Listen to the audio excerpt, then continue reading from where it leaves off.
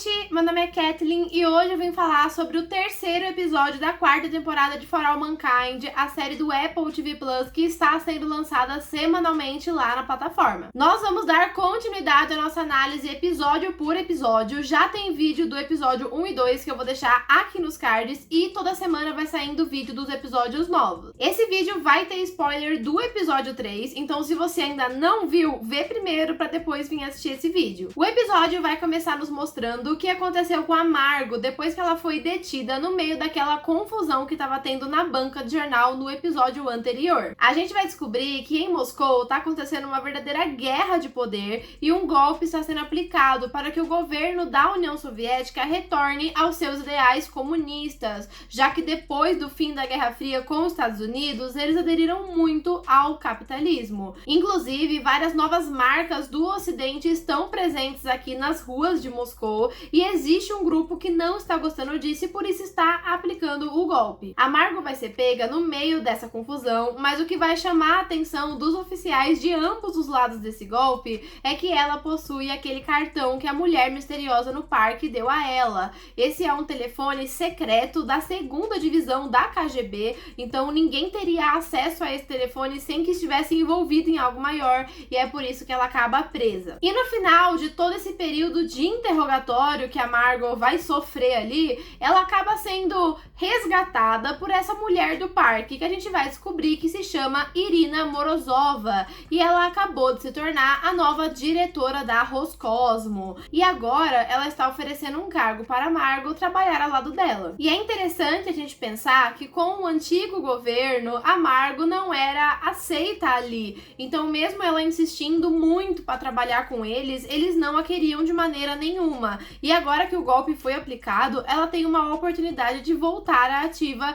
A gente não sabe com o que ela vai trabalhar exatamente ali, mas ela vai poder trabalhar de volta, né, com os cosmonautas dessa vez. E como todos estão trabalhando juntos lá no Vale Feliz em Marte, eu acho que é questão de tempo para que os astronautas americanos, e nisso eu incluo a Aleida que está trabalhando com a Helios, descubram que a Margot ainda está viva. É claro que ela tá usando um outro nome, né? Ela tá com uma outra identidade totalmente diferente, mas eu acho que ainda nessa temporada a galera vai descobrir que ela está viva e tudo o que aconteceu e a gente vai ver repercussões disso ainda. Eu acho ainda que ela pode voltar aos Estados Unidos, como a gente teve todo o fim da Guerra Fria, pode ser que o peso dos erros que ela cometeu esteja diferente agora, já que a União Soviética e os Estados Unidos não são mais tão inimigos como eram no começo, mas agora com toda essa questão do golpe, bom, tem muita coisinha aberta, né? Não sabemos muito como isso vai funcionar. E como eu comentei, a Aleida está trabalhando com a Helios agora. Na verdade, nesse episódio, a gente vai ver que ela e a Kelly continuam no seu projeto de encontrar vida em Marte, que é o projeto Mars Seeker.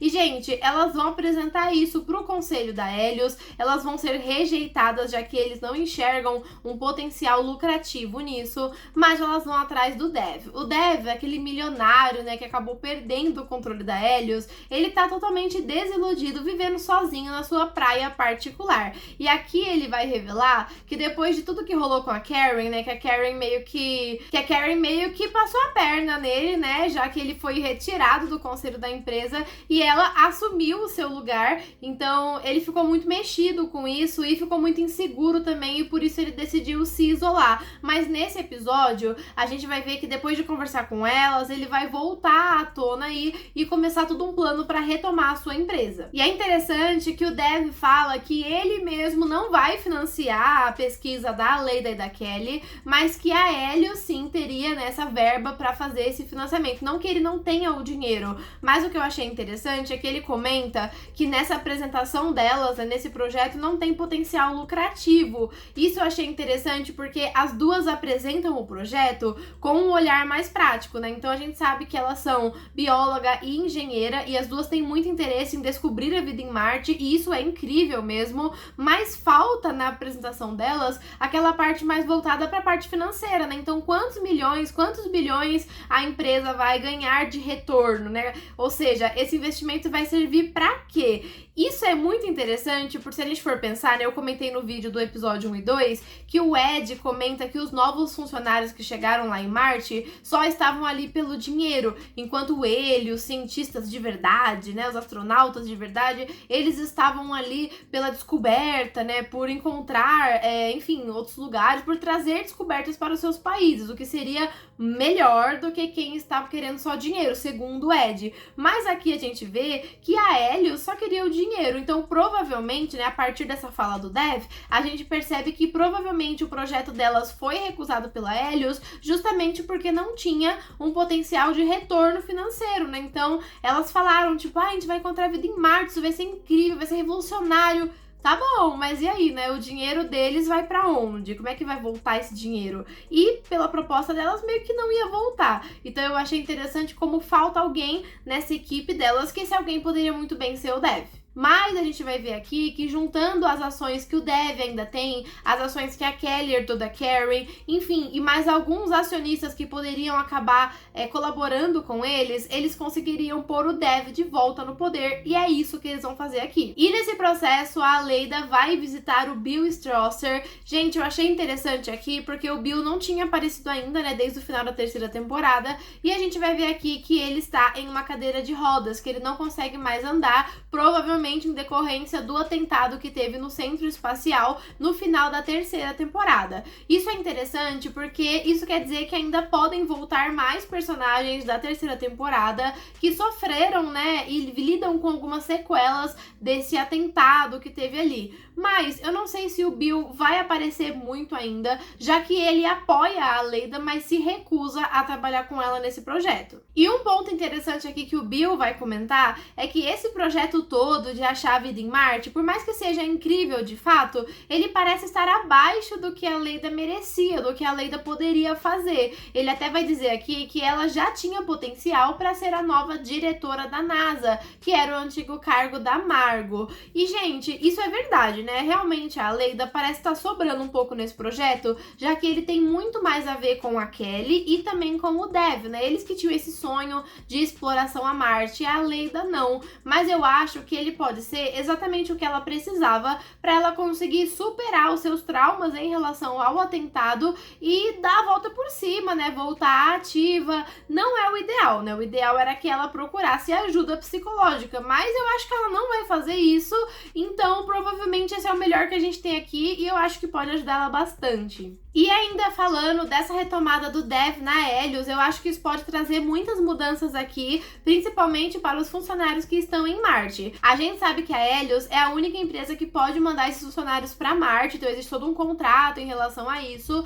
e a gente sabe que lá em Marte eles estão lidando com péssimas condições de trabalho, né? Então já falei sobre isso no episódio anterior, que é algo bem forte nessa temporada, e com salários muito reduzidos. E, gente, não foi uma nem duas vezes que a gente viu os personagens falando aqui que a Helios é uma péssima empresa, uma empresa muito sacana, uma empresa que não colabora ali com os funcionários, enfim. Então, assim, isso é muito contrário com a ideia que o Dev trazia desde o começo da terceira temporada, né? Ele sempre teve um olhar diferente para a empresa, ele sempre quis que a empresa tivesse uma igualdade entre os funcionários, que não tivesse um sistema de hierarquia muito definido, então todo mundo trabalhava no mesmo ambiente, independente de quanto ganhasse, aquela coisa toda, né? Então, agora que o Dev está de volta, pode ser sim que ele traga melhorias para a vida do Miles e dos outros profissionais que estão lá levados pela Helios. E por falar nos funcionários da Helios, a gente tem que falar sobre o Miles, porque ele tem ganhado bastante destaque aqui,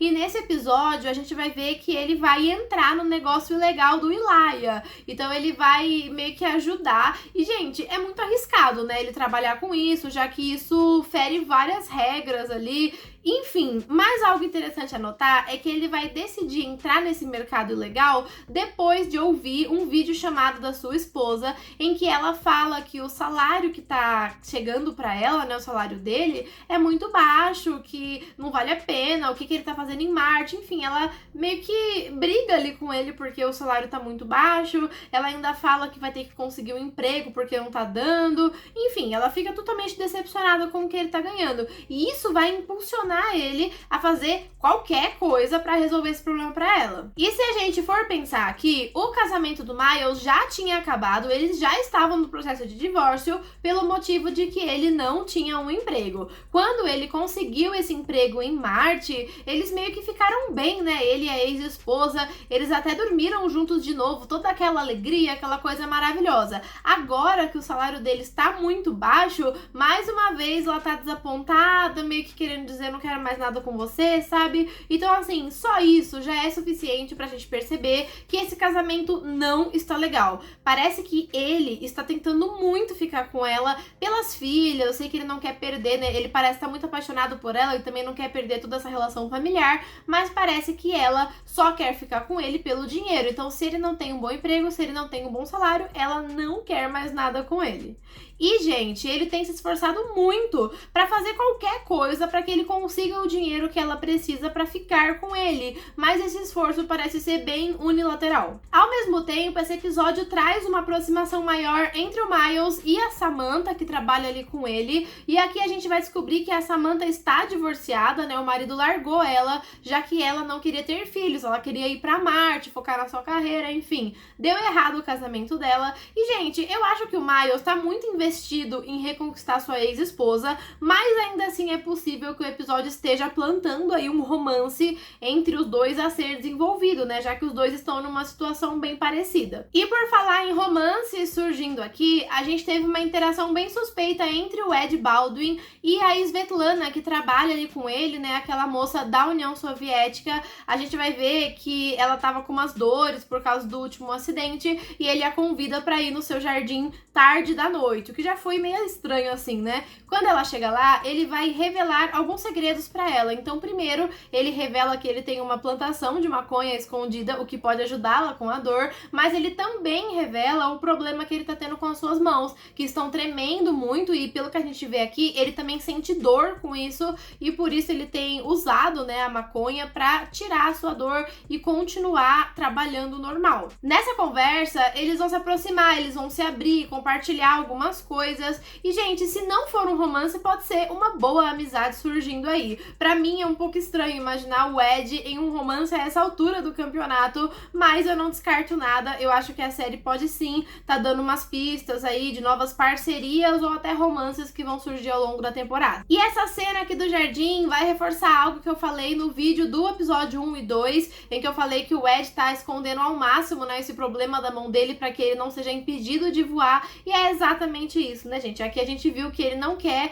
receber um diagnóstico ruim, porque isso pode significar o fim da sua carreira. E é engraçado, né, porque ele já é um herói nacional, ele já é reconhecido mundialmente, ele já fez coisas incríveis na sua vida, mas ele se recusa a se aposentar. E pra fechar, a gente não pode deixar de falar da coisa mais interessante que aconteceu nesse episódio, que é naquela cena em que o Miles simula um vazamento de gás na parte norte-coreana do complexo do Vale Feliz, mas na verdade ele tá tentando roubar uma peça da geladeira ali dos norte-coreanos que ele precisava para consertar a máquina de bebida do Elijah. Gente, ele vai ser descoberto pelo Lee, que é aquele primeiro homem a pisar em Marte que a gente conheceu lá na terceira temporada. O Lee vai deixar ele ficar com a peça desde que ele o ajude com aquilo que ele precisa. Lee precisa de um contrabando muito específico, a sua esposa. E quando ele revela isso, todo mundo ali fica chocado, né? Gente, isso pode significar que o Lee quer desertar da Coreia do Norte. E ele pensou em usar o Vale Feliz como um lugar neutro, em que ele pode se encontrar com a sua esposa, anunciar sua deserção e já ser acolhido pelos Estados Unidos. E aí, quando ele fosse deixar Marte, ele já ia direto para os Estados Unidos. Então, realmente, pode ser isso que ele queira. E isso faz sentido se a gente for pensar na forma como os norte-coreanos o tratam, na forma como eles precisam agir. A gente viu no episódio 2, se não me engano, que ele tenta cumprimentar a Danielle Poole e os norte-coreanos, né, que são superiores a ele, não deixam ele olhar, ele conversar com os americanos, porque ele realmente não pode ter esse contato, o que pra ele não faz sentido, já que ele passou meses e meses com aquele pessoal no Vale Feliz, né, depois que eles mandaram a Kelly pra Fênix com todo o combustível que eles tinham e precisaram ficar lá vários meses pra refazer a quantidade de combustível que era necessária lá na terceira temporada. Eu tô muito curiosa pra ver o que vai virar essa história do Lee, se é realmente deserção e se ele vai conseguir trazer a sua esposa pro Vale Feliz. Esse episódio foi interessante, ele desenvolveu mais, né, os arcos do Miles, da Leida, da Kelly, e ele trouxe também personagens de volta, né, que estavam na terceira temporada, como o Bill e o Dev, que podem ter bastante influência aqui nessa quarta temporada, né, principalmente o Dev. O episódio vai pincelar bem rapidamente os dramas do Ed, toda a questão dele com a mão, mas ainda é algo que a gente desconhece, e por enquanto nesse episódio não sabemos nada sobre o Danny, o paradeiro dele, se ele morreu mesmo, como que morreu, o que aconteceu com ele, ainda não foi revelado. Mas pra mim, os pontos altos do episódio foi toda aquela questão do golpe na União Soviética e também esse possível anúncio de deserção do Lee, que foi muito repentino, e se for isso mesmo, eu tenho certeza que vai agitar muito as coisas lá no Vale Feliz. Mas, no geral, foi um episódio calmo, não teve muito suspense, não teve muita agitação, não teve muita coisa rolando assim, né, ação, coisas mais práticas, mas muita coisa foi sendo desenvolvida aqui. No geral, foi um bom episódio, mas esse episódio é mais um daqueles da calmaria que está sendo essa quarta temporada, né? Em comparação com a segunda e a terceira temporada, eu acho que essa quarta temporada ainda está um pouco abaixo, eu acho que ela ainda não se tornou emocionante como as temporadas de For All Mankind costumam ser, mas, gente, são 10 episódios e nós estamos apenas no começo, então eu acredito que as coisas ainda vão melhorar. Mas agora eu quero saber de você, o que você achou desse episódio? Você gostou, você não gostou? Quer comentar algum ponto específico que eu não falei? Tudo isso você faz aqui nos comentários, já deixa aí tudo que você achou e já se inscreve aqui no canal também, porque toda semana vai sair um vídeo do episódio novo de For All Mankind e a gente pode debater nas teorias, né, falando sobre o que vai acontecer, o que a gente achou de cada cena, enfim, é muito legal essa interação com vocês, então eu espero muito que você volte aqui pros próximos vídeos. Mas o vídeo de hoje foi isso, muito obrigada pra quem assistiu até aqui e eu espero você no próximo vídeo. Até a próxima e tchau!